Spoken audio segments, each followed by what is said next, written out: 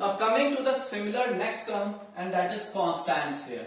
तो दूसरा टर्म है वो है constants. Constants are those which have fixed value. देखिए नाम ही आपको सजेस्ट कर रहा है, वेरिएबल मतलब जो वैरी करे, जिसकी वैल्यू चेंज हो, और कांस्टेंट का मतलब जो फिक्स हो, जो रुका हुआ हो. ठीक है, तो कांस्टेंट्स वो टर्म्स हैं जो कि जिनकी वैल्यू फिक्स होती है.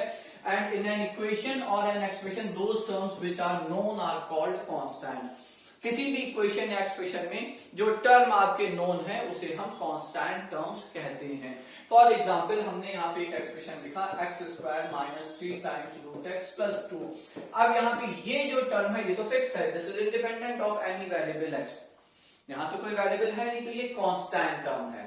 ठीक है, तो ऑब्वियसली कोई भी आपका जो एक्सप्रेशन है वो आपका कांस्टेंट और वेरिएबल के कॉम्बिनेशन से बनता है.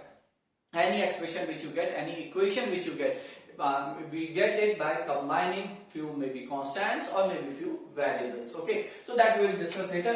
अब यहाँ पे दूसरा देखिए, एक बात जान लीजिए कि जनरली आपके जो इंग्लिश अल्फाबेट्स के फर्स्ट फ्यू अल्फाबेट्स हैं, we take them to represent the constants. तो constants आप ज्यादातर पाएंगे, अधिकतर आप पाएंगे कि जो constants हैं वो A B C D E, ये शुरुआत की जो इंग्लिश अल्फाबेट्स हैं उसे रिप्रेजेंट किया जाता है.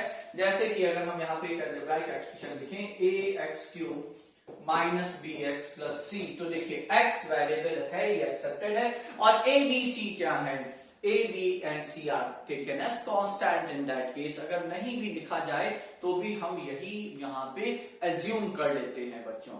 सो we came to know about variables जिनकी वैल्यू चेंज करे, वैरी करे, और कांस्टेंट जो कि फिक्स होते हैं. So these are two things, variables and constants. Now let us move ahead and define our algebraic expression.